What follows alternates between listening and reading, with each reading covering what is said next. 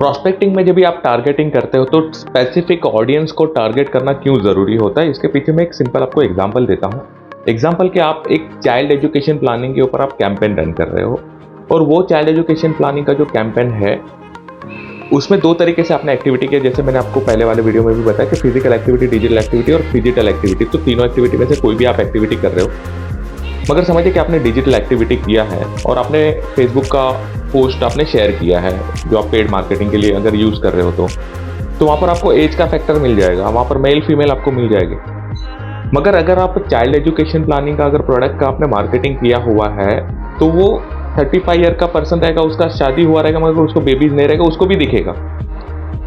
मगर वही जगह पर आपने अगर इसको और नैरो डाउन करके आप वहाँ पर आप अगर फिल्टर करके आप अगर देख रहे हो, जो आपको वहाँ पर टारगेट ऑडियंस में मिलेगा, तो वहाँ पर क्या होता है कि आप स्पेसिफिक वो ऑडियंस को टैप करोगे जिसके जो पेरेंट्स है, जिसके बच्चे हैं। तो उससे क्या होगा कि सबसे पहले आपका ऐड का कॉस्ट जो रहेगा वो भी आपका कम होने की संभावना, क्योंकि वो पेरेंट्स वो ही लोगों को दिखाने वाला है। तो आप समझ पा रहे हो मैं जो बता रहा हूँ कि अगर आप स्पेसिफिक टारगेट को ऑडियंस को आप अगर ने टैप किया हुआ है तो इससे आपका काम बहुत ईजी होता है। आप फिजिकल भी अगर आप एक्टिविटी कर रहे हो तो वहाँ पर भी आप अगर इस तरीके से आप अगर एक्टिविटी कर रहे हो कि ये जो है चाइल्ड एजुकेशन प्लानिंग के लिए है और आप वही पर्टिकुलर कैटेगरी में वो टारगेट में आपको पेरेंट्स कहाँ पर मिल सकते हैं, तो वो हिसाब से आप अपनी शुरुआत करिए। एक सिंपल चीज़ है, अगर हम लोग सब जगह पर जाएंगे तो कहीं पर भी पहुंच नहीं पाएंगे।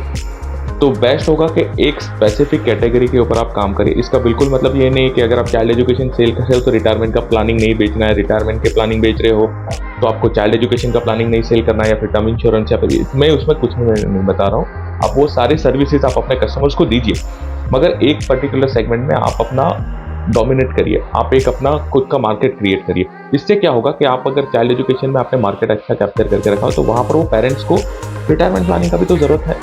वीडियो अगर आपको इंपॉर्टेंट लगा, आपको अच्छा लगा, अगर मैं आपके साथ कनेक्ट हो पाया हूँ, आपने वीडियो अभी तक देखा है, तो थैंक यू सो मच। मैं गौरांग गोहिल आप सभी का बहुत बहुत धन्यवाद देना चाहता हूँ। मैं आपको इंसिस्ट करूँगा आप हमारा कम्युनिटी ज्वाइन करिए, जहाँ पर एवरी सैटरडे हम लोग सेशन फ्री में सेशन देते हैं, जो सिर्फ और सिर्फ एडवाइजर कम्युनिटी को एम्पावर करने के लिए है, नई चीज़ें सीखने के लिए है।